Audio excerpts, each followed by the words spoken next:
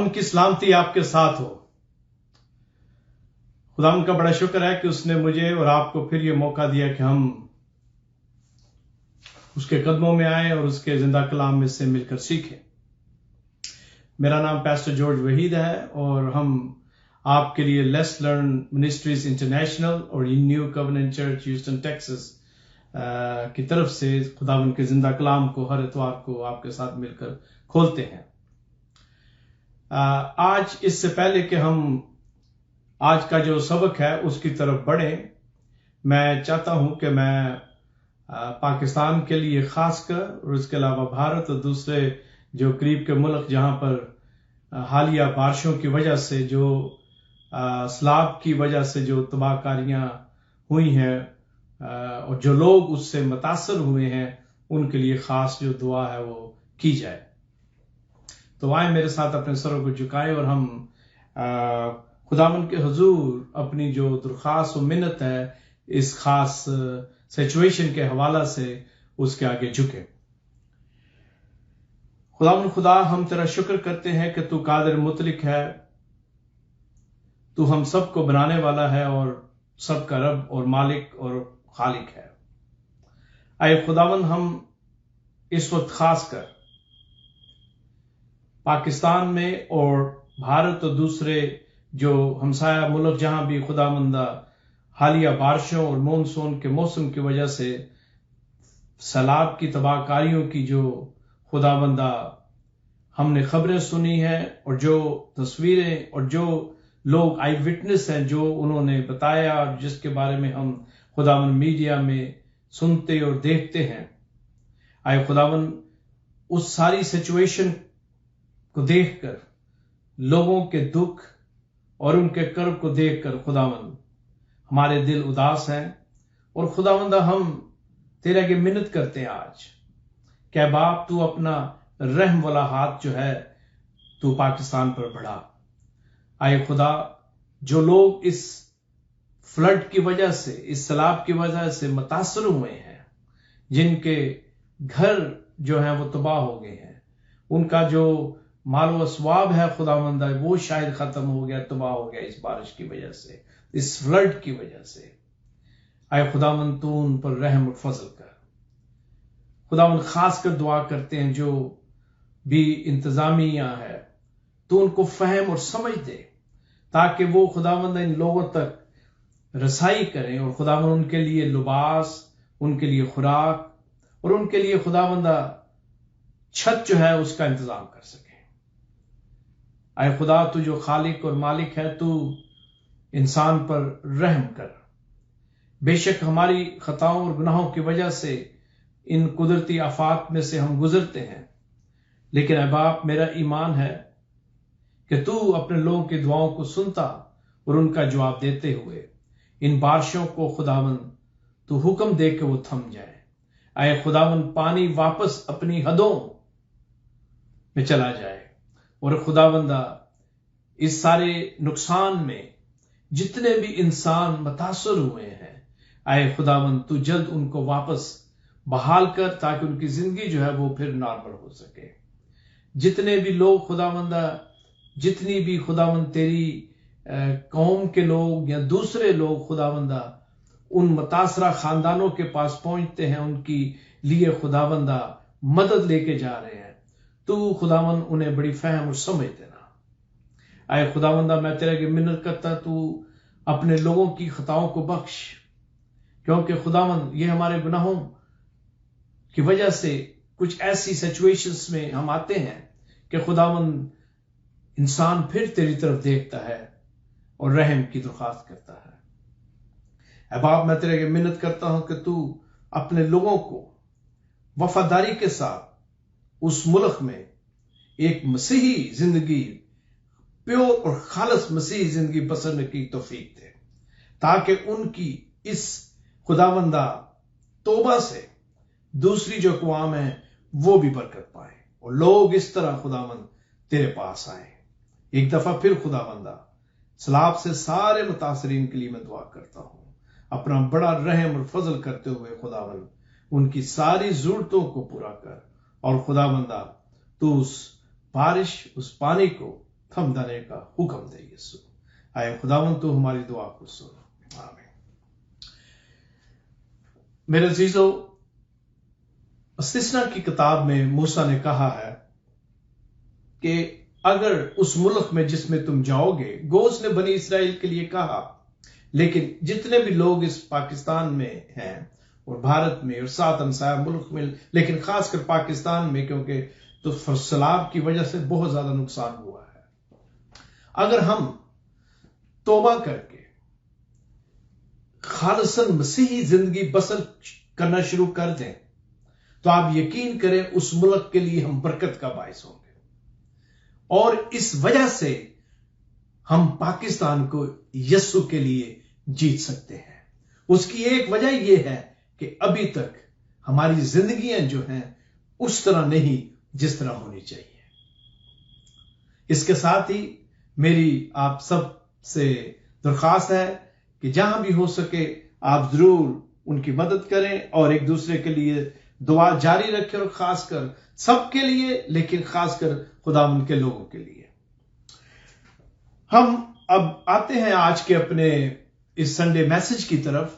जैसा कि आप जानते हैं कि हम इन दिनों रोमियो की कलीसिया के नाम पालूस रसूल का जो खत है उसमें से मिलकर सीख रहे हैं, और हम इस सिलसिले में अभी तक 2 पहले जो बाब हैं उनमें से सीख सके हैं, और आज हम जो 3रा चैप्टर है इस खत का या एपिस्टल का उसमें से मिलकर सीखेंगे। मैं चंद आयत आपके लिए पढ़ूंगा, लेकिन हम जो 18वीं आयत है वहां तक आज स्टडी करेंगे, और उसके बाद फिर हम जो इसका दूसरा हिस्सा है पार्ट 2 वो फिर नेक्स्ट संडे को हम मिलकर उसमें से सीखेंगे। खुदावंद के जिंदा कलाम को आप ले लें। अगर आपके पास नोटबुक है वो भी ले लें, क्योंकि आप नोट बनाएं या आपके काम आएंगे। और इसके साथ साथ मेरी आपसे ये भी दरख्वास्त है, जहां आप इसको सुन रहे हैं, इस मैसेज को, इस लाइव ब्रॉडकास्ट को अपने घर वालों के साथ, फैमिली मेंबर्स के साथ और दोस्तों को इसको शेयर करें। खुदावंद के जिंदा कलाम को खोलें मेरे साथ, रोमियो का खत और उसका 3रा बाब। मैं जो पहली 8 आयत हैं उनकी तिलावत करूंगा। Epistle of Romans chapter 3 verse 1, Romeo के खत का 3रा बाब और उसकी पहली आयत। बस यहूदी को क्या फौकियत है और खतना से क्या फायदा? हर तरह से बहुत, खासकर यह कि खुदा का कलाम उनके सुपुर्द हुआ, और अगर बाज बेवफा निकले तो क्या हुआ? क्या उनकी बेवफाई खुदा की वफादारी को बातिल कर सकती है? हरगिज नहीं, बल्कि खुदा सच्चा ठहरे और हर एक आदमी झूठा। चुनाचे लिखा है कि तू अपनी बातों में रास्तबाज ठहरे और अपने मुकदमा में फतह पाए। 5वीं आयत, अगर हमारी नाराजगी खुदा की रास्तबाजी की खूबी को जाहिर करती है तो हम क्या कहें? क्या ये कि खुदा बेइंसाफ है जो गजब नाजिल करता? मैं ये बात इंसान की तरह कहता हूं, हरगिज नहीं, वरना खुदा क्यों कर दुनिया का इंसाफ करेगा?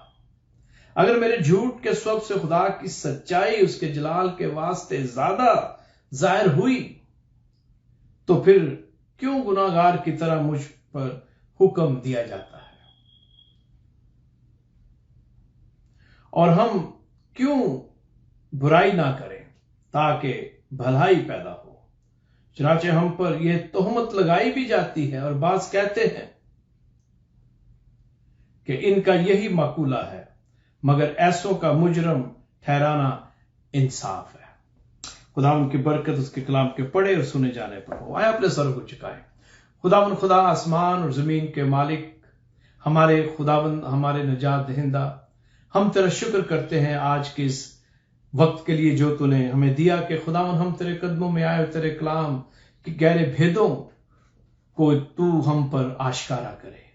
आए खुदावन, ये जो कलाम है इसको हम अपनी अक्ल, अपनी दानाई से नहीं, बल्कि सिर्फ तेरी रहमत और तेरे तरस और तेरे फजल से, पाक रूह की हदायत से पढ़ सकते हैं, पाक रूह की हदायत से खुदावंदा समझ सकते हैं, اور پاک روح کی مدد سے ہم اس کلام پر عمل کر سکتے ہیں۔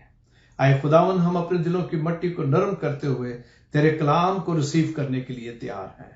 اے خداوند، میں نہیں تو بول اور بخش دے کہ آج تیرے کلام کی یہ جو خداوند تعلیم ہے، یہ خداوند ہمارے ذہنوں، ہمارے دل اور ہماری سوچ اور ہمارے خیال میں خداوندہ انگریو ہو جائے۔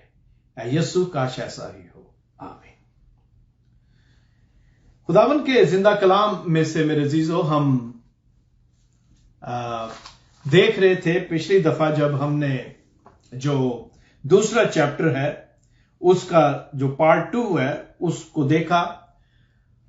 اب ہم جو یہ تیسرا چیپٹر ہے اس کو مل کر دیکھتے ہیں، اور یہاں پر خداوند کے زندہ کلام پر جب ہم غور کرتے ہیں، میں نے آپ کے لیے 8 آیات پڑھی ہیں، لیکن ہم جو 19ویں آیت ہے وہاں تک آج چلیں گے، اور میں ساتھ ساتھ جو آیات ہیں ان کو پڑھتا جاؤں گا۔ پہلی آیت میں یوں لکھا ہے، پس یہودی کو کیا فوقیت اور ختنہ سے کیا فائدہ۔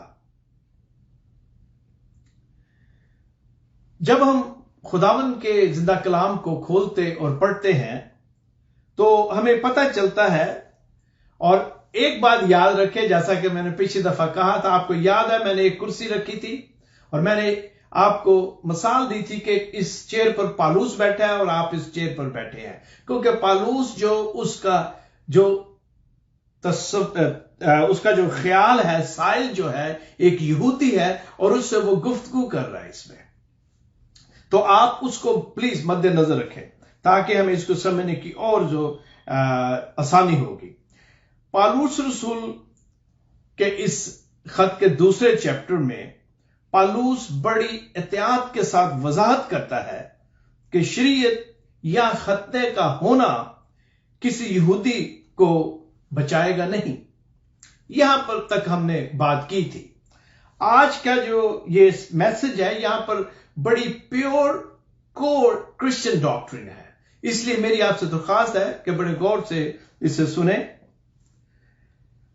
تو اب سوال یہ پیدا ہوتا ہے، جیسا کہ خداوند کے کلام میں بھی لکھا ہے کہ یہودی کو ختنہ یا شریعت کی وجہ سے دوسروں پر فوقیت نہیں۔ تو اگر یہ بات ہے تو یہ سوال اٹھتا ہے کہ اگر ان چیزوں کا کوئی فائدہ نہیں تو پھر خدا کی برگزیدہ قوم ہونے کا کیا فائدہ ہے؟ یہ سوال پھر وہ جو شخص بیٹھا ہے پالوس سے کر سکتا ہے کہ اگر ختنہ اور شریعت کا ایک یہودی ہونے کے ناطے مجھے کوئی فائدہ نہیں تو پھر برگزیدہ قوم ہونے کا کیا فائدہ ہوا؟ یہ سوال ہے، یہ کاؤنٹر اٹیک ہے جو پالوس پریزنٹ کر رہا ہے اس پر۔ تو ہم دیکھتے ہیں کہ خدا کی برگزیدہ قوم ہونے کا فائدہ ہے، اور اب ان فوائد پر غور کریں گے، لیکن پہلے جو یہ یہودی ہے اس کے ذہن میں یہ بات آتی ہے کہ اگر میرے پاس شریعت ہے، میرے پاس ختنہ ہے، تو پھر خدا کی جو جانبداری ہے وہ میرے حق میں کیوں نہیں ہے، کیونکہ میں برگزیدہ قوم میں سے ہوں۔ اور یہ وہ بات ہے جو یہودی کے ذہن میں آتی ہے، اور اس کا پھر پالوس جو ہے کس طرح جواب دیتا ہے۔ مجھے اس کا کیا فائدہ ہے کہ یہودی ہونے کے ناطے؟ پالوس جو جواب دے رہا ہے وہ کچھ اس طرح ہے، جیسا کہ ہم ان آیات کو ابھی میں نے پڑھا ہے، پہلی آیت کو خاص کر، اور اس میں جو بات لکھی گئی ہے اس میں جو فوائد ہیں وہ کیا ہے، اس کے بارے میں رسول جو ہے وہ ہمیں کچھ یوں بتاتا ہے۔ دوسری آیت کو دیکھیں، ہر طرح سے، اوپر اس نے لکھا ہے کیا فائدہ، پہلی آیت کا جو آخر ہوتا ہے، دوسری آیت میں لکھا ہے ہر طرح سے، خاص کر یہ کہ خدا کا کلام ان کے سپرد ہوا۔ نمبر 1 یہاں سے شروع کرتے ہیں۔ پہلی بات تو یہ ہے، جیسا کہ یہاں لکھا ہوا ہے، کہ اس نے یعنی کہ خدا نے اپنا کلام جو ہے ان کو دیا، ان کے سپرد کیا۔ رسول یہاں پر یاد رکھیں کہ خداوند یسوع مسیح کے وقت سے پہلے کلام کی جو تحریری شکل ہے، یہ مکاشفہ ہے، اس کی بات کر رہا ہے۔ خدا نے ان کو کلام دے کر ناقابل بیان تحفہ جو ہے انہیں دیا، اور یہ ان کے لیے بڑا اعزاز تھا میرے عزیزو، کہ وہ خدا کے کتب خانہ یا لائبریری کے محافظ چنے گئے۔ یہ بہت بڑا اعزاز ہے، اس ریوارڈ جس کو یہودی قوم نے نہ سمجھا۔ یہ ان کے لیے بہت بڑا اعزاز تھا کہ وہ آسمانی خزانہ جو ہے وہ اس کے حفاظت کے لیے قائم ہوئے، ان کو دیا گیا۔ اور رسول جو ہے 9ویں باب میں آگے چل کر اس کی تفصیل جو ہے بتائے گا کہ کس طرح اور کیا فوائد ہیں شریعت اور ختنہ کے اور کلام ان کے سپرد ہونے کے۔ لیکن یہاں پر جو رسول جب یہ بات کرتا ہے تو وہ خدا کے اعتماد کی بات کرتا ہے کہ خدا ان پر کس طرح اعتماد کرتا ہے، اور کلام بخش کر خدا نے یہودی قوم کو عزت بخشی۔ اگر آپ استثنا کی کتاب اس کے 4 باب کی 8ویں آیت کو دیکھیں تو وہاں پر خداوند کے زندہ کلام میں یوں لکھا ہوا ہے، اور کون ایسی بزرگ قوم ہے جس کے آئین اور احکام ایسے راست ہیں جیسے یہ ساری شریعت جسے میں آج تمہارے سامنے رکھتا ہوں۔ یہ خدا کہتا ہے کہ میں تمہارے سامنے یہ شریعت رکھتا ہوں۔ کس کے پاس ایسی شریعت ہے؟ کس کے پاس یہ بخشش ہے؟ کس کو یہ عزت اور آنر جو ہے وہ دیا گیا؟ وہ یہودی لوگوں کو عزت اور آنر دیا گیا۔ خدا نے اپنے پیغامات میں میرے عزیزو یہودیوں پر بھروسہ کیا، سارے انبیاء کو بھیجا وہاں۔ وہ یہودی قوم کے وسیلہ سے کیا کرنا چاہتا تھا؟ وہ یہودی قوم کی وسیلہ سے پوری دنیا میں اپنے آپ کو انٹروڈیوس کروانا چاہتا ہے۔ وہ چاہتا تھا کہ یہودی پوری دنیا میں بتائیں لوگوں کو، ان غیر اقوام کو، ان پیگن نیشنز کو جو خدا سے نا واقف ہیں، کہ یہوہ خدا کیسا ہے۔ یہ خدا چاہتا تھا یہودی قوم سے کہ وہ کریں، اسی لیے اس نے یہ ساری چیزیں انہیں بخشی، اور وہ ان کی اس خبر کو پہنچانے کی وجہ سے ان کے وسیلہ سے دوسری اقوام کو بلیسنگ اور برکات جو ہے وہ دینا چاہتا ہے میرے عزیزو۔ اور ہم جانتے ہیں کہ خدا جو چاہتا ہے، جو وہ کہتا ہے وہ پورا کرتا ہے۔ اور آج اپنے ارد گرد دیکھ لیں، وہ اس سے پھر گئے، لیکن اپنے ارد گرد دیکھیں، آج پوری دنیا میں ایک چھوٹا سا ملک ہے جس نے پوری دنیا کی اکانومی کو کنٹرول کر کے رکھا ہوا ہے۔ آج بڑی سی بڑی کمپنی ہے، فرام پیپسی ٹو کوک اور کتنی اب بڑی بڑی کمپنی، ان کے نام میں ایک لمبی لسٹ ہے جن کے ہیڈ آفس اسرائیل میں ہے۔ اسرائیل واحد ملک ہے میرے عزیزو۔ میں نے ریسنٹلی ایک رپورٹ دیکھی جہاں پر جو ایریگیشن کا سسٹم ہے، نظام ہے، اس کو وائی فائی سے کنٹرول کر کے اس طرح کنٹرول کیا جاتا ہے کہ جو پانی ہے مقررہ وقت پر صرف اسی پودے کو ملے گا جس کو وہ چاہتے ہیں۔ مطلب واہ، مطلب کتنی جدید ٹیکنالوجی ہے۔ اور اگر یہ خدا کے ساتھ وفاداری کے ساتھ چلتے تو آپ سوچیں کہ اور کتنی زیادہ بلیسنگ اور برکات جو ہے ان کے وسیلہ سے دوسری قوم کو پہنچ سکتی تھی۔ اور خداوند نے ایسا ہی کیا۔ وہ تو بے وفا نکلے، وہ بے وفا نکلے تو کیا ہوا یہاں لکھا ہے، لیکن خدا اپنے وعدوں میں سچا ہے۔ خدا اپنی جو بات جو وہ کہتا ہے اس کو پورا کرتا ہے۔ اپنے ارد گرد ان برکات کو دیکھا ہے۔ یاد رکھیں، ہم دعا مانگ کر بھول جاتے ہیں، ہم جو اس سے مانگتے ہیں اس کو کبھی کبھی بھول جاتے ہیں کہ ہم نے یہ دعا کی، اور پھر ہمیں وہ برکات دیتا ہے جس کے لیے ہم نے دعا کی، اور ہم بھول جاتے اور شکر گزاری نہیں کرتے۔ کچھ یہی حال یہودی قوم کا تھا۔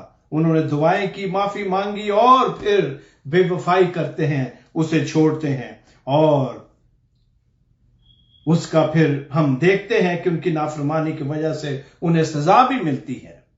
یہ یہودیوں کی بے وفائی کی طرح ہے میرے عزیزو۔ اگر آج ہم جو مسیحی ہیں وہ خداوند کے ساتھ وفاداری کے ساتھ نہیں چلتے، وہ تو اپنے وعدے کا سچا ہے، وہ تو اپنے کام کرے گا۔ جس طرح انہوں نے نافرمانی کی تو اس نے ایک اور کو جوڑ کر قلم لگا کر اس نئی شاخ کو شروع کیا میرے عزیزو۔ خداوند نے ہمیں چنا ہے کہ ہم اس کے اس مشن کو آگے لے کے جائیں۔ اس کی وجہ کیا ہے میرے عزیزو؟ کیوں ان کی راہ سے ہٹ جانے کی وجہ سے خدا تو اپنے وعدے پورے کرتا ہے، لیکن وہ برکات جو انہیں ملنی چاہیے تھی وہ ان سے محروم رہے۔ اور انسان جو ہے، اگر ہم آگے بڑھیں تیسری آیت میں تو لکھا ہے کہ اگر بعض بے وفا نکلے تو کیا ہوا؟ کیا ان کی بے وفائی خدا کی وفاداری کو بدل سکتی ہے؟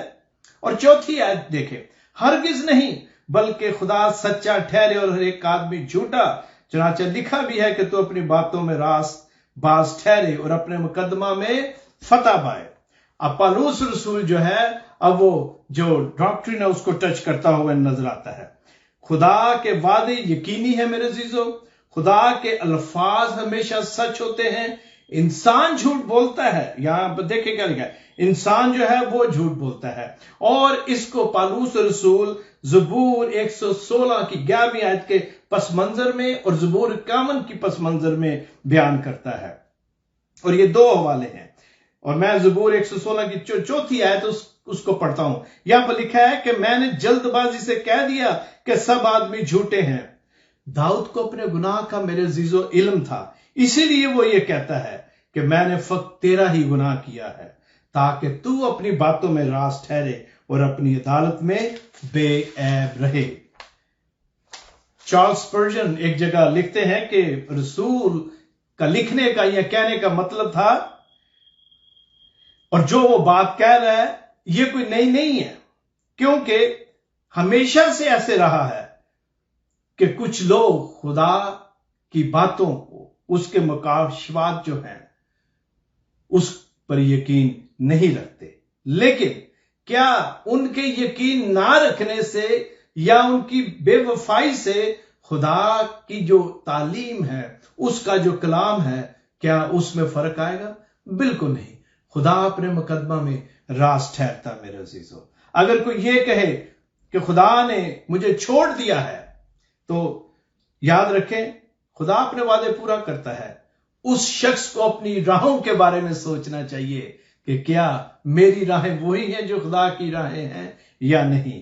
دراصل ہم اپنی راہوں کو چینج کر لیتے ہیں اور مشکلوں میں گر جاتے ہیں، اور پھر ہم خدا پر بڑبڑانا شروع کر دیتے ہیں۔ 5ویں آیت کی طرف بڑھے۔ 5ویں آیت میں لکھا ہے، اگر ہماری ناراستی خدا کی راست بازی کی خوبی کو ظاہر کرتی تو ہم کیا کہیں؟ کیا یہ کہ خدا بے انصاف ہے جو غضب نازل کرتا ہے؟ اب غور سے سنیں، یہاں پر رسول اس آیت میں یعنی کہ اس 5ویں آیت میں اپنے مخالف کو، اس یہودی کو جس کے ساتھ اس کا مکالمہ ہے، یہ میں نے آپ کو کہا تھا کہ یہ آپ نے تصور کرنا ہے، تو اس کی جو دلیل ہے اس کا جواب دیتا ہے۔ جیسا کہ میں نے کہا تھا کہ آپ پالوس کو ایک طرف دیکھیں، اپنے آپ کو دوسری کرسی پر سمجھے بیٹھے ہوئے ہیں، تو وہاں پر اس کا جو کاؤنٹر اٹیک ہے اس کا جواب دیتے ہوئے پالوس کہتا ہے، میرے گناہ یا غلط کام سے خدا کو نقصان نہیں پہنچتا۔ یہ اس کا جو اس کا سائل ہے وہ کہتا ہے کہ میرے گناہ سے یا غلط کام سے خدا کو نقصان نہیں پہنچتا، کیونکہ اس نے تو راست ہی ٹھہرنا ہے۔ لہذا اگر کوئی یہ کہے کہ ہمارے اچھے اور برے کاموں میں خدا کے نام کو جلال ملتا ہے، تو پھر غلط کام کا مجھ پر کیوں الزام لگایا جاتا ہے؟ وہ شخص پالوس کو کہتا ہے کہ اگر تو یہ کہتا ہے کہ میرے غلط کام سے خدا کو نقصان نہیں بلکہ برائی میں سے وہ بھلائی پیدا کرتا ہے اور اپنے نام کو عزت جلال دیتا ہے، تو پھر میں اگر غلط کام کرتا ہوں تو پھر مجھے مجرم کیوں کہا گیا؟ لیکن غور کریں پالوس اس کو کیا جواب دیتا ہے۔ دراصل یہ اگر دیکھا جائے تو اٹس ویری گڈ کوشچن جو یہاں پر کرتا ہے وہ شخص، کیونکہ لکھا ہے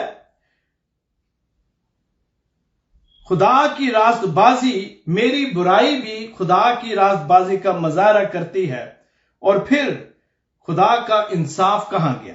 پالوس کا جواب دیکھیں۔ پالوس اس بات سے واقف تھا اور اس سوچ سے بھی واقف تھا، لہذا یہ سوچ جو ہے وہ غلط ہے، اور رسول لکھتا ہے کہ ایسی باتیں کرنے والے بیوقوف ہیں کیونکہ وہ ایسے بول رہے ہیں جیسے خدا محض انسان ہو، خدا نہ ہو. کیونکہ اگر وہ پوری دنیا کا منصف ہے، پیدا کرنے والا ہے، تو اس کے پاس یہ اتھارٹی ہے کہ وہ جس طرح چاہے انصاف کرے. لیکن خدا کے ہاں بے انصافی نہیں ہے، وہ جسٹ جج ہے، راست حاکم ہے. لہذا وہ پورا موقع دیتا ہے کہ انسان اس کے کلام کو سمجھے اور توبہ کرے، اور پھر وہ اس کا انصاف کرتا ہے. لہذا وہ جو پوری دنیا کا منصف ہے، اسے انصاف کرنے کا حق حاصل ہے، اور وہ اپنی مرضی سے فیصلہ کرتا ہے. اور یہ پیدائش 18:25 کی بیک گراؤنڈ میں ہے، جب ابراہیم اور وہ جو 3 اشخاص اس کے پاس آئے، یعنی کہ استفانی کی ہم بات کر رہے ہیں، یسوع کی، جب وہ یہ مسیح کی پیدائش سے پہلے پرانے وقتوں میں جب خداوند جو ہے وہ ظاہر ہوتے تھے، تو جب ابراہیم اور اس کا مکالمہ ہوتا ہے لوط کے بارے میں، سدوم اور گمورہ کے بارے میں، تو یہ اس بیک گراؤنڈ میں ہے کہ وہ انصاف کرے گا، بالکل انصاف کرتا ہے، لیکن انسان کو اس کے گناہوں کی سزا جو ہے وہ ملتی ہے. تو پھر کیا ہوا؟ اگر ہم جھوٹ بولتے ہیں تو خدا کے نام کو اس میں بھی جلال ملتا ہے، تو کیا پھر ہم جھوٹ بولتے جائیں؟ ہرگز نہیں، کیونکہ ہم جھوٹ بول کر خدا کے خلاف گناہ کرتے ہیں. اور میں ایک مثال یہاں جو ہے اس کو رکھنا چاہتا ہوں، اور ہمیں اس کو سمجھنے کی اور آسانی ہوگی. اور یہ اگر آخری دن قیامت کا دن ہے، دا لاسٹ ڈے ہے، ججمنٹ ہے، جس طرح بھی خدا کا انتظام ہوگا، اور یہودا اکثریتی خدا کے سامنے کھڑا ہے، اب اس کا فیصلہ ہونے والا ہے. میں ویسے ہی آپ کو ایک پکچر دے رہا ہوں اس کو سیکھنے کے لیے، آپ کے لیے اور میرے لیے، کہ یہودا اکثریتی یہ کہہ سکتا ہے اسی بیک گراؤنڈ میں جو میں نے ابھی بات کی، کہ میں نے اس کو دھوکہ دیا، پکڑوایا، لیکن اس کے پکڑے جانے سے وہ یہودیوں کے ہاتھ میں آیا، انہوں نے مقدمہ چلایا، اور وہ صلیب تک گیا اور صلیب پر قربان ہوا، اور اس طرح اس نے وہ مشن پورا کیا جس کو میں نے شروع کیا اس کو پکڑوانے سے. تو اگر میری یہ جو دھوکہ دہی تھی، اے خدا تو اس کو سمجھتا ہے، لیکن میں نے جو کام کیا اس کام کی وجہ سے یسوع کا جو مشن ہے وہ پورا ہوتا ہے. لہذا مجھ پر کیوں مقدمہ چل رہا ہے؟ مجھے کیوں مجرم کہا جاتا ہے اگر میرے اس کام کی وجہ سے اس کا مشن جو ہے وہ مکمل ہوا ہے؟ غور سے سنیں، آج بہت سارے لوگ یہی کہتے ہیں، اور وہ اپنے آپ کو ہر اس گناہ سے مبرہ کرنا چاہتے ہیں، اور خدا پر اس کو لاتے ہیں کہ اگر میں نے ایسے کیا تو اس سے اچھا کام ہوا. بہت سارے لوگ یہ کہتے ہیں کہ کبھی کبھی جھوٹ بول لینا چاہیے. جھوٹ ہی ہے میرے عزیزو. یہاں پر ہم اپنے آپ کو تسلی نہیں دے سکتے. خدا کا کیا جواب ہوگا؟ یہودا اکثریتی کی میں نے بات کہی، اب سنیں خدا کا کیا جواب. میرا خیال ہے کہ ایسا ہوگا. خدا کا جواب وہ یہ کہ تو نے دھوکہ دہی جو کی، تو نے جو کام کیا اس کو پکڑوایا، وہ تیرا گناہ ہے، کیونکہ تیرے دل میں اچھا خالص نیک مقصد نہیں تھا. لہذا تمہیں اس کا کوئی کریڈٹ نہیں ملے گا، اور تیری برائی میں بھلائی تو نکلی اور نکالی گئی، لیکن تو پھر بھی مجرم ٹھہرا.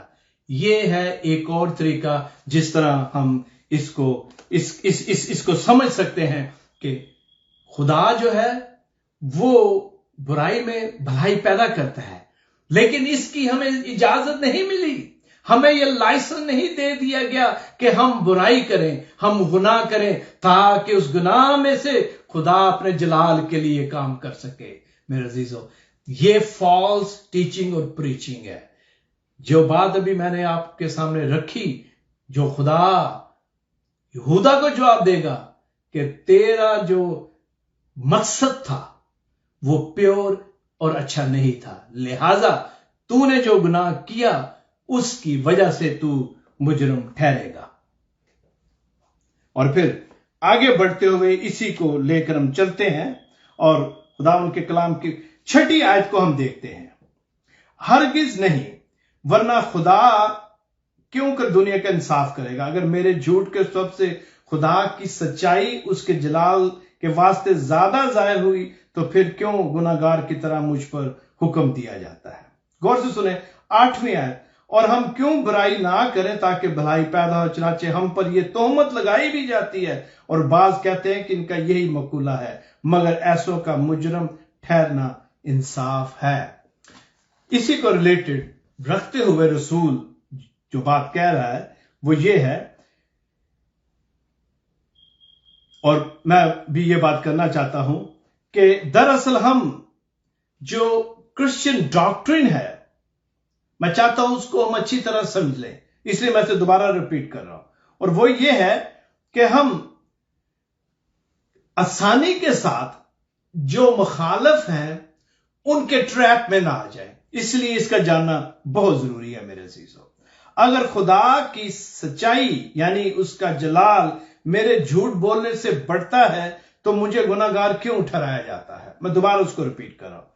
پالوس جو ہے وہ اس سائل کا یا اس شخص کا اس کے اعتراض کا جواب دیتا ہے، مطلب میرا جھوٹ جو ہے وہ ڈائریکٹ نہیں بلکہ انڈائریکٹ خدا کے جلال کے لیے استعمال ہوتا ہے، تو کیا ہم پھر برائی کرتے جائیں جیسا کہ میں نے ابھی کہا؟ نہیں، بلکہ پالوس ایمان کے وسیلہ سے راست بازی اور نجات کی ڈاکٹرین کے بیک گراؤنڈ میں یہ بات کرتا ہے۔ اس طرح وہ اس کے اعتراض کا جواب دے رہا ہے اسے ایک یہودی کا۔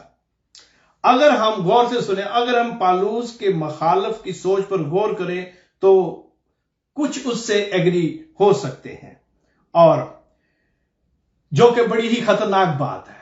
کبھی کبھی انسان خطرناک موڑ پر پہنچ جاتا ہے خصوصاً ڈاکٹرین کے حوالے سے، اس لیے اس نظریے کو اور اس تعلیم کو جانچنے کا طریقہ ایک یہ بھی ہے، اور وہ یہ ہے کہ جو تعلیم دی جا رہی ہے یا جو پریکٹس کی جا رہی ہے اس کے نتائج کے بارے میں دیکھیں، اور پھر آپ کو اس بات کی اچھی طرح سمجھ آ جائے گی، اور ہم سمجھنے کے قابل ہوں گے کہ اگر اس کے نتائج غلط ہیں، وہ جو سوچ ہے، وہ جو فکر ہے، وہ جو تعلیم ہے، تو that is a false doctrine۔ کیونکہ جب یہاں پر ہم 8ویں آیت میں تہمت کی بات پڑھتے ہیں تو روم میں اور کچھ اور جگہ بھی پالوس پر یہ الزام مخالف لگاتے تھے کہ وہ یہ جو تعلیم دے رہا ہے وہ کسی بھی طرح کرسچن تعلیم نہیں ہے، اور پالوس ان کو یہ سمجھانے کی کوشش کرتا ہے کہ میں جو کہہ رہا ہوں اپنے طور پر نہیں بلکہ خدا کے پاک روح کی مرضی اور ہدایت سے میں تمہیں یہ لکھ رہا ہوں، اور وہ اپنے آپ کو کلیئر کرنے کے لیے، اپنی پوزیشن کو کلیئر کرنے کے لیے، کلام کی سچائی کے بارے میں انہیں سکھانے کے لیے وہ جو فضل کی جو ڈاکٹرین ہے اس کے بیک گراؤنڈ میں بات کرتا ہے اور اسے بیچ میں لاتا ہے، اور وہ اپنی پوزیشن کلیئر کرتا ہے، اور وہ پلیٹ فارم تیار کر رہا ہے جہاں پر آگے چل کر وہ اس کے سلسلے میں بات کرے گا۔ دوبارہ عرض کرتا ہوں، تو کیا پھر ہم برائی کریں تاکہ بھلائی پیدا ہو؟ پالوس کی یہ تعلیم نہیں تھی میرے عزیزو۔ پالوس نے، غور سے سنیں، پالوس نے آزادانہ طور پر یسوع پر ایمان کے وسیلہ سے معافی اور نجات کی تبلیغ کی، اور اگر ہم فری گریس اور یسوع پر ایمان لانے اور اس کی راست بازی سے بچائے جانے کی تبلیغ کرتے ہیں تو ہم اپنے آپ کو پالوس کی صحبت میں پاتے ہیں، and this is very important. اور پھر آگے بڑھتے ہوئے ہم جو 9ویں آیت ہے اس پر غور کریں۔ یہاں پر لکھا ہے تو پھر کیا ہوا؟ 9ویں آیت کا شروع ہے تو پھر کیا ہوا؟ یہ جو باتیں ہم نے ابھی کی ہیں تو ان کا کیا ہوا؟ پھر لکھا ہے کیا ہم کچھ فضیلت رکھتے ہیں؟ بالکل نہیں، کیونکہ ہم یہودیوں اور یونانیوں دونوں پر پیشتر ہی یہ الزام لگا چکے ہیں کہ وہ سب کے سب گناہ کے ماتحت ہیں۔ یہ جو 9ویں آیت ہے اس کے بعد 10ویں آیت سے جب ہم 19ویں آیت کی طرف ہم بڑھیں گے میرے عزیزو تو ہم کو ان ساری باتوں کی اور زیادہ سمجھ آئے گی، لیکن ہم جو 9ویں آیت ہے ذرا تھوڑی دیر کے لیے اس پر غور کرتے ہیں۔ رسول پہلی آیت میں یہودیوں کے فائدے کے بارے میں لکھتا ہے کہ ان کو کیا فائدہ ہے، اور وہ جو شریعت ہے، ختنہ ہے، خدا کے کلام کی، یعنی کہ وہ کتب خانہ اس نے کہا ہے، لائبریری کہہ لے، اس کے محافظ کے طور پر انہیں وہ پیش کرتا ہے، اور خدا نے ان پر بھروسہ کیا۔ لیکن اب وہ یہاں پر بیان کرتا ہے، جیسا کہ اس نے دوسرے باب میں کہا، کہ وہ یہودی غیر قوموں سے ان ساری چیزوں کے باوجود کسی بھی طرح افضل نہیں ہے۔ اب بہتر تو یہ تھا رسول کے نزدیک کہ وہ اپنی عزت جو خدا نے انہیں بخشی اور وہ جو ذمہ داری خدا نے ان کو دی اس کا احساس کرتے۔ وہ چونکہ سمجھتے تھے کہ وہ غیر اقوام سے افضل ہیں، اور خدا ان پر واضح کرتا ہے کہ خدا کے نزدیک ایک گروہ کو دوسرے گروہ پر کوئی فوقیت نہیں ہے۔ جب یہاں میں فوقیت کی بات کر رہا ہوں تو اس کا مطلب یہ ہے کہ خدا کی جو ہستی ہے، اس کا جو وجود ہے، اس پر ایمان رکھنا، اور پھر اپنے اعمال سے نہیں بلکہ اس پر ایمان رکھنے سے اس کے بیٹے یسوع کی راست بازی کے وسیلہ سے بچ جانے کا جو ایمان ہے وہ خدا کے نزدیک قبول ہے۔ لہذا یہودی کو یونانی پر کوئی فوقیت نہیں، بے شک یہودیوں کے پاس شریعت بھی ہے، ختنہ بھی ہے، لیکن اگر وہ خدا کے کلام کو مانتے ہی نہیں، اس کی راہوں پر چلتے نہیں، تو پھر انہیں یہودی صرف ہونے کی وجہ سے، قومیت کی وجہ سے غیر اقوام پر کوئی فضیلت نہیں، بلکہ غیر اقوام جن کے پاس شریعت نہیں ہے، جن کے پاس اس کوننٹ کو جس کو خدا نے ابراہیم کے ساتھ باندھا وہ بھی نہیں ہے، لیکن وہ خدا پر ایمان رکھتے ہیں اور وہ روتے اور کراتے ہیں کہ اے خدا، ہم اپنے اچھے کاموں کی وجہ سے نہیں بچ سکتے، تو ہمیں بچا۔ تو یہ غیر اقوام جو ہیں وہ خدا کے نزدیک مقبول ٹھہریں گی۔ میں اور آپ وہ غیر اقوام ہیں میرے عزیزو، وی آر دا جینٹائلز۔ ہم یہودی نہیں، شریعت ان کے پاس آئی، لیکن ہمیں بیٹا بخشا گیا جو ہمارے لیے اور ان کے لیے، سب کے لیے قربان ہوا، شریعت رکھنے والے کے لیے بھی اور جس کے پاس شریعت نہیں تھی اس کے لیے بھی۔ اس کے خون کے وسیلہ سے زمین پر ہر ایک قوم اور قبیلے میں سے لوگ جو ہے بچائے جاتے ہیں میرے عزیزوں۔ لہذا یہودی کو کسی بھی طرح ان چیزوں کی وجہ سے فضیلت نہیں، اور رسول کہتا ہے کہ ہم یہودی اور یونانی دونوں کو پہلے یہ بتا چکے ہیں۔ تو اب سوال یہ اٹھتا ہے، یہاں پر لکھا ہوا ہے وہ سب کے سب گناہ کے متحد ہیں، یہ 9ویں آیت جو ہے اس کا آخری حصہ ہے۔ اب سوال یہ ہے کہ گناہ کے متحد ہونا، اس کو اس طرح بیان کیا جا سکتا ہے، خدا کے نزدیک بنی نوع انسان کا جو عالمی گناہ یا جو انٹرنیشنل سن ہے وہ کیا ہے؟ وہ گناہ ہے خدا کی خلاف ورزی، اس کے کلام کی، اور اس کی خلاف ورزی کرنے سے انسان جو ہے گناہ میں گرتا ہے اور پھر گناہ میں ہی رہتا ہے۔ خدا کے نزدیک یہودی اور غیر اقوام دونوں ہی اس بات کے مجرم ہیں میرے عزیزو، کیونکہ سب گناہ کے کیا ہے؟ غلام ہیں۔ غور سے سنیں، اب سب جو ہیں گناہ کے غلام ہیں۔ بے شک جو شریعت والے ہیں وہ بھی گناہ کے غلام ہیں، لیکن ان کو ایک شریعت دی گئی جس نے گناہ کی پہچان بخشی۔ دوسرے جن کے پاس شریعت نہیں تھی وہ بھی گناہ کے غلام ہیں۔ اور غور سے سنیں، یہاں پالوس چونکہ یہودی ہوتے ہوئے اپنے کردار اور کریکٹر کی بات کرتا ہے، اس کے بیک گراؤنڈ میں اب وہ اپنی بات کر رہا ہے، اپنے آپ کو وہ یہاں پر پریزنٹ کرتا ہے۔ اور یہ آپ میرے ساتھ نکال لیں، فلپیوں کا خط جو ہے اس کا 9واں باب، 3 باب اور اس کی 34 سے 6 آیت تک میں چند یاد جو آپ کے لیے پڑھتا ہوں خداوند کے زندہ کلام میں۔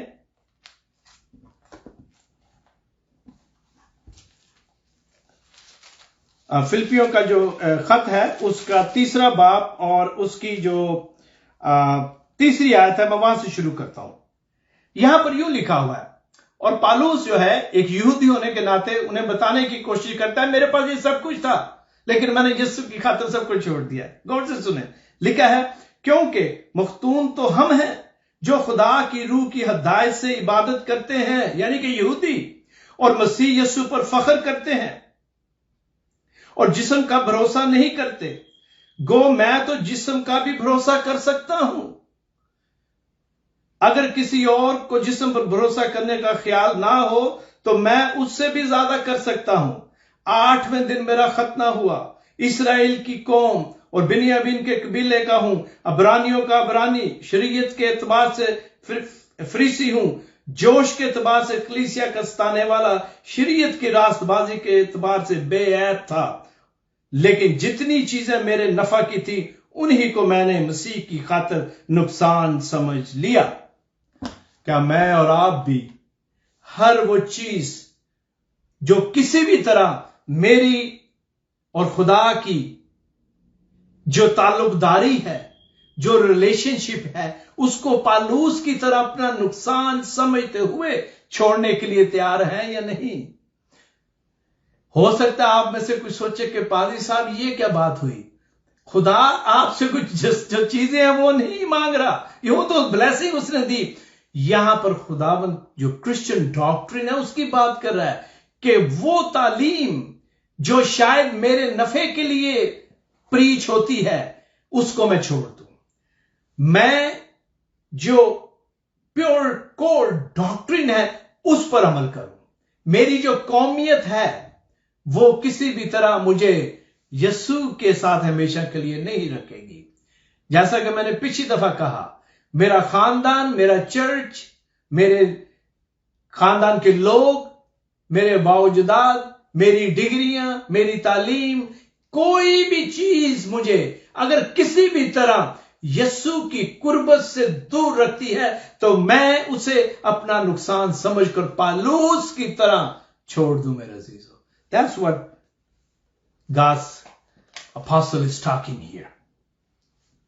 اور پھر جب ہم گناہ کے متعد ہونے کی بات کرتے ہیں تو رسول جو ہے اس آیت میں, اس 9ویں آیت میں ہمیں یہ بتانے کی کوشش کرتا ہے اور سمجھانے کی کوشش کرتا ہے خدا کے کلام کے وسیلہ سے کہ ہم گناہ کے متعد ہیں. میرے عزیزو غور سے سنیں, یہ بہت بڑا جملہ ہے. ایک کسی کو یہ کہنا, غور سے سنیں, اگر آپ اسے عام زندگی میں محاورتاً کسی کو کہیں کہ تو گناہ کے متعد ہے تو it's a serious sentence. ہم کسی پر الزام لگا رہے ہیں. لیکن خدا کا بندہ خدا کے پاک الہام سے کہتا ہے کہ ہم گناہ کے کیا ہیں, متعد ہیں. اب متعد کیا ہے؟ مطلب گناہ کی غلامی میں ہے, اور غلامی میں رہنے کے بارے میں بات کرنا یا متعد ہونا, اس کا مطلب ہے اس کے نیچے رہنا, انڈر. اور فطرتاً ہر شخص جو ہے وہ جانتا ہے کہ گناہ کا غلام بننا جو ہے وہ کیسا ہوتا ہے. رسول یہاں سمجھاتا ہے ہمیں میرے عزیزو, اور وہ اپنے اس تصوراتی شخص کو جس سے وہ گفتگو کرتا ہے اس کو بتاتا ہے کہ انسان نہ صرف گناہ کی غلامی میں لگ گیا بلکہ اسے گناہ کا احساس بھی ہوا. کبھی کبھی لوگ کچھ ایسا کام کر رہے ہوتے ہیں جس کا انہیں احساس نہیں ہوتا کہ یہ کام غلط ہے, اور یہاں پر رسول کہتا ہے کہ نہ صرف تم نے گناہ کیا بلکہ تمہیں گناہ کا احساس بھی ہے. تم جانتے ہو کہ یہ کام غلط ہے, اور گناہ کا جو جرم ہے, اس کا جو جرم کا احساس ہے میرے عزیزو, وہ انسان کو چین نہیں لینے دیتا. اور ہم اس میں سے اگر نکلنا بھی چاہیں تو اپنی قوت سے, اپنی طاقت سے, اپنی مرضی سے, اپنے ارادے میں سے نہیں نکل سکتے, بلکہ صرف وہ جو ہے وہ ہمیں اس میں سے نکالنے کی طاقت اور قوت رکھتا ہے اور بخشش کرتا ہے. گناہ کے متعلق زندگی گزارنا ایسے ہی ہے جیسے کوئی قوم, کوئی شخص کسی جابر ڈکٹیٹر کی حکومت میں زندگی بسر کر رہا ہو. کیونکہ جب آپ گناہ کی زندگی میں آ جاتے ہیں یا گناہ کی غلامی میں, تو وہ جو ازلی ڈکٹیٹر ہے, وہ جو ازلی لوسیفر جس کو خدا کے ساتھ نفرت کی انتہا تک دشمنی ہے, ہم اس کی حکومت میں آ جاتے ہیں. तो क्या हम उसकी गुलामी में जिंदगी गुजारना चाहते हैं या हम यीशु के गुलाम बनकर जिंदगी गुजारना चाहते हैं? ये हमें सोचना पड़ेगा। और अब हम आगे बढ़ते हैं, हम तकरीबन इसको और ज्यादा 5 या 6 मिनट में खत्म करते हैं। और वो जो चंद बातें यहां पर कलाम में लिखी हैं जो कि 10वीं आयत से शुरू होंगी और 18वीं आयत तक, मैं इनको साथ साथ पढ़ता जाऊंगा और फिर उस पर हम बात करते जाएंगे। गौर से सुने, यहां पर मैं बताना चाहता हूं, यहां पर 14 इल्जामात हैं जो लगाए गए हैं।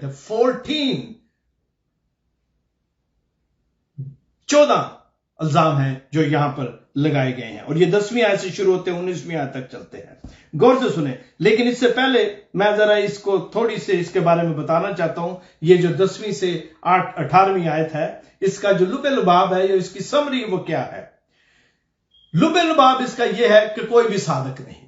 सिंपल सी बात है, no one is righteous here, कोई भी साधक नहीं है। रसूल यहां ज़बूर, मुख्तलिफ ज़बूर के इक्तसाबात इस्तेमाल करता है, यसाया की किताब में से वो कोट करता है। और अभी मैं आपको हवाले दूंगा, अगर आपके पास वक्त तो साथ निकाल लें, ठीक है, नहीं तो आप बाद में इनको लिख सकते हैं और बाद में आप इसको चेक कर सकते हैं। किसी स्कॉलर ने कहा है कि पालूस यहां इंसान का सर से पांव तक का जो एक्सरे है वो करता है और फिर इस एक्सरे का मुताला करता है। मेरे अजीजों, जब हम एक्सरे का जो रिजल्ट है वो देखते हैं तो वो बड़ा अफसोसकुन है, उसमें कोई तसल्ली की बात नहीं। लेकिन इसका मकसद क्या है? इसका मकसद यह है कि हम अपने आप को बचाने से पहले इस बात का यकीन करें और मान लें कि हम नाअहल हैं और हम अपने आप को बचाने के अहल और काबिल नहीं हैं। पालूस जिस्म के हर एक हिस्से का, अगर आप इन्हें याद पर गौर करें, पालूस जिस्म के हर एक हिस्से की जो करप्शन है उस पर नजर डालता है और जिस्म का हर एक हिस्से का वो एक्सरे करता है और हमें पता चलता है कि हमारा बदन जो कि मुख्तलिफ अज़ा से बना है, हर एक बॉडी पार्ट करप्ट है मेरे अजीजों। और ये कोई खुशी की या कोई अच्छी खबर नहीं है जो रसूल यहां हमें बता रहा है। जिस्म का हर एजाज जो है, जो हिस्सा है, जो पार्ट है मेरे अजीजों, वो इस एक्सरे रिपोर्ट में करप्ट निकला है। जब उस खुदा किसी को रास्तबाज नहीं पाता तो फिर क्या होता है? इसका मतलब सिंपल ये है कि कोई रास्तबाज नहीं सिवाय उस एक के जिसने अपनी जिंदगी रास्तबाजी की बसर की, और उसकी रास्तबाजी की वजह से मैं और आप जो हैं वो बचाए जाते हैं। यहां पर हमने अब आगे बढ़ते हुए देखना है और 10वीं आयत का मैं इसको पढ़ता हूं। लिखा है, चुनाचे लिखा है कि कोई रास्तबाज नहीं, एक भी नहीं, कोई समझदार नहीं, कोई खुदा का तालब नहीं। 12वीं आयत, सब गुमराह हैं, सब के सब निकम्मे हैं, कोई भलाई करने वाला नहीं, एक भी नहीं। हम 1-2 आयतों को इकट्ठा मिलकर सीखेंगे। और जब यहां पर देखें तो कदीम, अहद कदीम की जो आयात हैं, अहद कदीम में से जो कोटेशन है, उनको वो इस्तेमाल करता है और उसकी एक वजह यहां पर ये थी, और खासकर पहली आयत जो मैंने पढ़ी उसमें जो बातें हम देखेंगे वो ये है कि जो यहूदी उस्ताद थे, और पालूस आपको पता है उस्ताद था, फरीसी था, शरीयत का माहिर था, तो यहूदी जो उस्ताद है वो इन बातों को वो एक कीमती माला की तरह लेते हैं और फिर उसमें से सीखने की कोशिश करते हैं।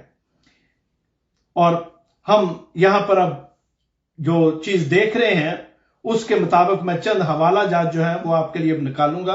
और ये 10वीं आयत से मैं शुरू करता हूं कि कोई भी रास्तबाज नहीं। लेकिन इससे पहले मैं बताना चाहता हूं कि रसूल, ऊपर मैंने जिस तरह जिक्र किया बॉडी पार्ट का, मैं इसको ब्रेक डाउन करता है। रसूल जो गला है वो जुबान, मुंह, पांव, आंखें सबकी बात करता है और लिखता है कि हमारी आंखें गुनाह से भरी हैं और खुदा के खिलाफ बगावत के लिए तैयार रहती हैं। 10वीं आयत, कोई भी रास्तबाज नहीं। मेरे साथ आप निकाल सकते हैं ज़बूर 14 और उसकी पहली 3 आयत। ज़बूर 14, साम 14 और उसकी पहली 3 आयत है, वहां पर यूं लिखा हुआ है, अहमक ने अपने दिल में कहा कि कोई खुदा नहीं, वो बिगड़ गए, उन्होंने नफरत अंगेज काम किए, कोई नेकोकार नहीं। खुदावन ने आसमान पर से बनी आदम पर निगाह की ताकि देखे कि कोई दानिशमंद, कोई खुदा का तालब है या नहीं। वो सब के सब गुमराह हुए, वो बाहम नजस हो गए, कोई नेकोकार नहीं, एक भी नहीं। यहां पर रसूल जो है, जब हम रोमियो के खत वापस जाते हैं 10वीं आयत पर, तो यहां पर यही लिखा हुआ है कि कोई भी रास्तबाज नहीं। ये उसी बैकग्राउंड में रसूल जो है इस बात को लिखता है। आगे बढ़े, जो 13वीं और 14वीं आयत है, वहां पर क्या है? यहां पर हम पढ़ते हैं 13वीं और 14वीं आयत में, उन्होंने लिखा है, उनका गला खुली हुई कब्र है, उन्होंने अपनी जुबानों से फरेब दिया, उनके होंठों में सांपों का जहर है। अब वो जो मुंह है उसकी बात करता है। हमारी जो स्पीच है, हमारी जो गुफ्तगू है मेरे अजीजों, वो गुनाहों को बयान करती है। दूसरे लफ्जों में ये आयत जाहिर करती है कि लोग अपने अल्फाज से गुनाह करते हैं। इसे गुनाहों और इन्हीं गुनाहों का नतीजा जो है वो बाद में हमें फिर नजर आता है। जब गले, मुंह और जुबान और होंठों का गलत इस्तेमाल होता है मेरे अजीजों, लोग झूठ बोलते हैं, तो उनके अल्फाज जहर की मानद हैं जो दूसरों की खुशी और दूसरों के कैरेक्टर को तबाह कर सकते हैं। और इसी सिलसिले में याकूब के खत में उसके 3 बाब में जाकर आप पढ़ सकते हैं। हमें ख्याल रखना चाहिए कि हमारे मुंह से जो अल्फाज निकलते हैं वो किस तरह दूसरों की किरदार कशी जो है वो कर सकते हैं। लिहाजा ये मुंह की बात होगी। आगे 15वीं और 17वीं आयत को देखें आप, वहां पर लिखा हुआ है, उनके कदम खून बहाने के लिए तेज रो हैं, उनकी राहों में तबाही और बदहाली है। जब हम 15वीं और 17वीं आयत को भी मैं आपके साथ इसके साथ पढ़ना चाहता हूं, और वो सलामती की राह से वाकिफ ना हुए। गौर से सुने, जब हम इन आयत को देखते हैं तो ये हमारे बुरे जो अमाल हैं उनके बारे में लिखा गया है। और इसके लिए मैं यसाया की किताब का जो 59 चैप्टर है उसकी 7वीं और 8वीं आयत को आपके लिए पढ़ना चाहता हूं। यसाया की किताब और उसका चैप्टर 59 और उसकी 7वीं और 8वीं आयत में खुदावंद के कलाम में यूं लिखा है, मेरे अजीजों, उनके पांव बदी की तरफ दौड़ते हैं और वो बेगुनाह का खून बहाने के लिए जल्दी करते हैं, उनके ख्यालात बदकरदारी के हैं, तबाही और हलाकत उनकी राहों में है, वो सलामती का रास्ता नहीं जानते। और फिर आखिर में लिखा है, उनकी रवश में इंसाफ नहीं, वो अपने लिए टेढ़ी राह बनाते और जो कोई उसमें जाएगा सलामती को ना देखेगा। गौर से सुने, हमने अभी यही पढ़ा था। ये जो आयत हमने 3 पढ़ी है, 15वीं से 16वीं 17वीं, यहां पर क्या लिखा था? उनके कदम खून बहाने के लिए तेज रो है और उनकी राहों में तबाही और बदहाली है।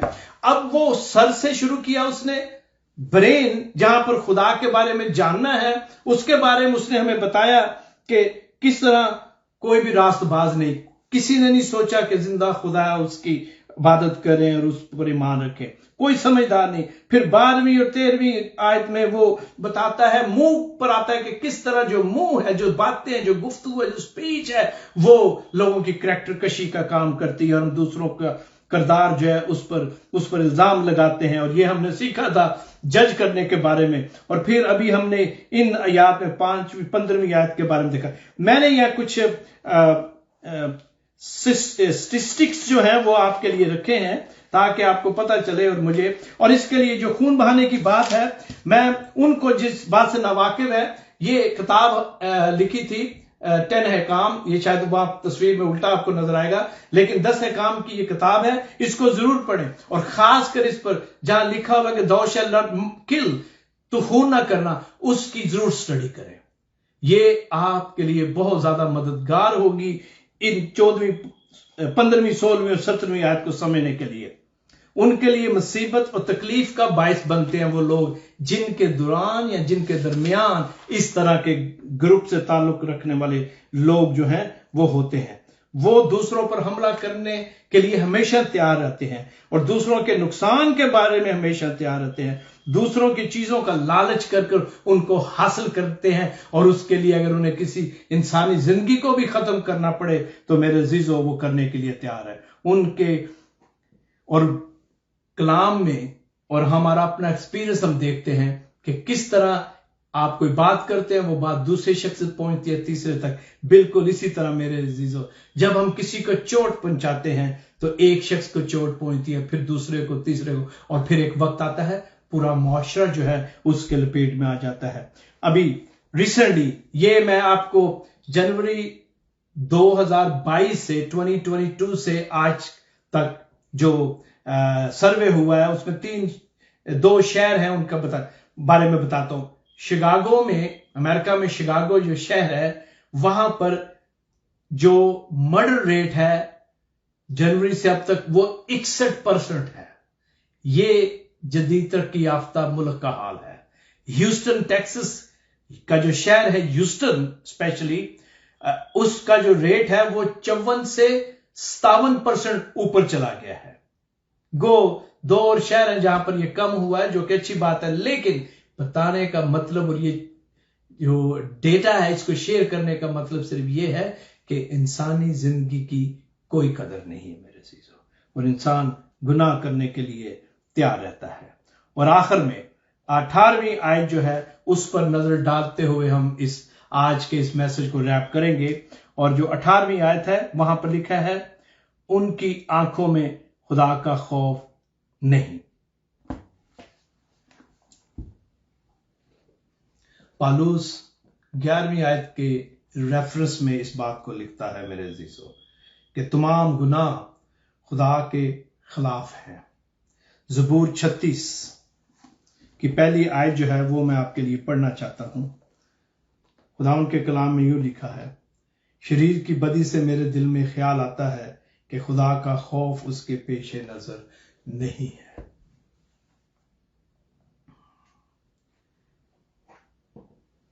یہ ایک ایسے شخص کے بارے میں لکھا گیا ہے جسے خدا کا خوف نہیں ہے۔ گناہ لوگوں کے لیے خدا کی غیرت مندی سے آتا ہے میرے عزیزو، جس نے انہیں پیدا کیا ہے۔ انسانی زندگی کی قدر کیوں نہیں؟ کیونکہ انسان کو خدا کا خوف نہیں۔ کیوں دوسرے انسان کا خون انسان کرتا ہے؟ کیونکہ اسے خدا کا خوف نہیں۔ کیوں عورتوں سے زیادتی ہوتی ہے؟ کیونکہ لوگوں کو خدا کا خوف نہیں۔ کیوں دوسروں کے ساتھ ظلم ہوتا ہے؟ کیونکہ ان کو خدا کا خوف نہیں۔ کیوں انسان لالچ کرتا اور چراتا ہے؟ کیونکہ خدا کا خوف نہیں۔ آیت 10 سے 18 تک یہ انسانی ایکس رے کی رپورٹ ہے میرے عزیزو، اور یہ جو رپورٹ ہے یہ بڑی ہی اداسی کی رپورٹ ہے، کیونکہ انسان کی آنکھوں میں خدا کا خوف نہیں۔ یہ 14 الزامات کی فہرست ہے میرے عزیزو، جو بنی و انسان کی جو حالت ہے اس کو بیان کرتی ہے۔ انسان کی حالت زوال پذیر ہے۔ انسان خدا کے لیے دل میں عزت نہیں رکھتا۔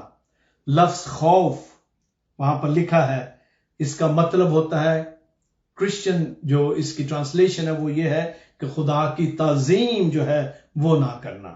اور یہ بیان دلوں کی انتہا کے بارے میں ہے، جو خدا سے جدا ہوتے ہیں اور اپنے رستے پر چلنے کا عزم رکھتے ہیں۔ وہ خدا کی فطرت، صفات اور کام کی تعظیم نہیں کرتے۔ ان کی آنکھوں میں خوف نہیں کا مطلب یہ ہے کہ یہ جو ہماری آنکھیں ہیں یہ ہمیں بتاتی ہیں کہ سیدھا رستہ کیا ہے۔ ہماری روحانی آنکھیں ہمیں بتاتی ہیں کہ یہ رستہ گناہ کی طرف لے کے جاتا ہے۔ ہماری جو یہ انسانی آنکھیں ہیں ان سے ہمیں پتہ چلتا ہے کہ یہ رستہ ہمیں سیدھا لے کے جا رہا ہے یا ہم گڑھے میں گریں گے۔ یہی خدا چاہتا ہے کہ ہم غور کریں، اور اپنی آنکھوں میں خوف رکھنے کا مطلب ہے کہ ہم اپنی سمت کو درست کریں۔ اگر ہم اپنی درست سمت پر جائیں گے تو ہم اپنی منزل پر پہنچیں گے۔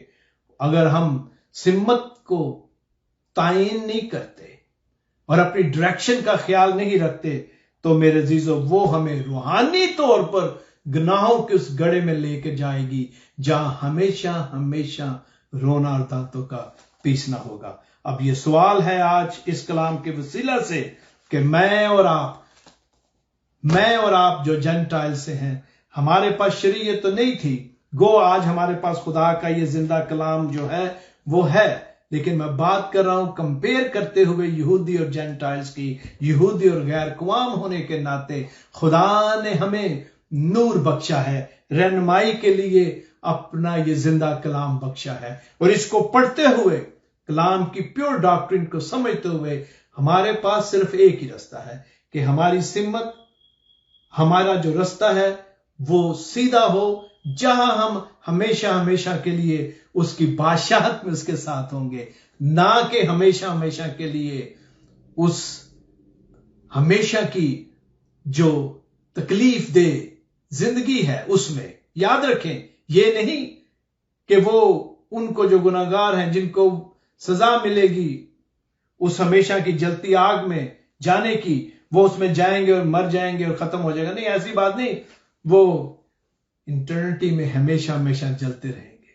मैं और आप खुदावन की मेज पर उसके साथ रफाकत रखना चाहते हैं। अब ये मेरा और आपका काम है कि हम जिम्मेदारी के साथ खुदावन के कलाम की जो प्योर डॉक्ट्रिन है उस पर अमल करें। मेरी दुआ है कि खुदा मुझे और आपको ऐसा ही करने की तौफीक दे, और खुदावन ने चाहा तो हम इसका जो दूसरा हिस्सा है उसको अगली दफा खत्म करेंगे, उसमें से मिलकर सीखेंगे। मेरी दुआ है कि आज के कलाम के वसीला से खुदा मुझे ये तौफीक दे कि मैं प्योर ट्रू क्रिश्चियन डॉक्ट्रिन जो है उसको आपके लिए लेके आऊं, और मेरी ये भी दुआ है अपने लिए कि मैं खुदावन की राहों को बेहतर और अच्छी तौर पर समझता हुआ अपनी सिम्मत का ख्याल रखूं, और यही दुआ है मेरी आपके लिए भी। आए अपने सरों को झुकाएं। खुदावन तेरा शुक्र करते हैं तेरे जिंदा कलाम के लिए कि खुदावन वो जो शरीयत रखते थे, वो जो खतना और खुदा तेरे कलाम की जो बातें और जो ओरेकल तूने उन्हें दिया उसकी हिफाजत करते थे, उनमें और वो जिनके पास ये चीजें नहीं थी कोई फर्क नहीं, क्योंकि हम गुनाह की वजह से तेरे गजब के हकदार हैं। लेकिन तेरा फजल है कि तूने अपने बेटे की मार्फत हमें अपना रहम और अपना प्यार और अपना तरस जो है वो दिखाया। आए खुदावन हमें तौफीक दे कि हम तेरे बेटे की जो कुर्बानी है उसको समझते हुए इस बात को याद रखें कि हम अपने माल की वजह से नहीं बल्कि उसकी रास्तबाजी की वजह से तेरे हजूर खड़े हो सकेंगे उस दिन। आए खुदावन तू हमें अपने कलाम के भेदों को और ज्यादा समझने की तौफीक दे, तेरे नाम में मांगते हैं, आमीन। खुदावन आपको बहुत बरकत दे। मैं आखिर में आप सबसे दरख्वास्त करना चाहता हूं जल्दी से कि काइंडली 2-3 काम है जो आपने करने हैं, और मुझे यकीन है कि आप उसको फॉलो करेंगे, और मैं रिजल्ट भी देख रहा हूं। काइंडली 2 काम कीजिएगा, क्योंकि हम चाहते हैं कि हम जो YouTube है उसके जरिए आपसे इस जिंदा कलाम को लेके आए आपके पास, और उसके बहुत सारे फायदे हैं इस टेक्नोलॉजी कि हम कितनी तेजी के साथ किस तरह और ज्यादा जो डिस्क्रिप्शन है उसको भी आपके लिए ला सकते हैं। इसलिए मेरी आपसे दरख्वास्त है कि जितने भी जो मैसेजेस फेसबुक पर हैं उनको जाएं, यूट्यूब पर उन्हें चेक करें, और जो चैनल है उसको सब्सक्राइब करें। लेस्टर मिनिस्ट्री का चैनल जो है उसको सब्सक्राइब करें, सिर्फ जाकर उसको देखें नहीं, सुने नहीं, बल्कि उसको सब्सक्राइब करें ताकि जो मैसेज हैं, जो नई अपडेट्स हैं वो भी आप तक पहुंचे, और हम वो जो नंबर है वहां तक पहुंचे ताकि हम इसको जो फोन है उस पर इस्तेमाल कर सके। और इसके अलावा मैं लेस्टर मिनिस्ट्री की सारी जो टीम है पाकिस्तान में, हमारे जो डायरेक्टर हैं पास्टर पत्रस गिल, उनके लिए, उनके खानदान के लिए, जितने भी बहन भाई जो लेस्टर मिनिस्ट्री से वाबस्ता हैं पूरी दुनिया में इस वक्त फैले हुए हैं, मैं आपको खुशी की खबर सुनाना चाहता हूं।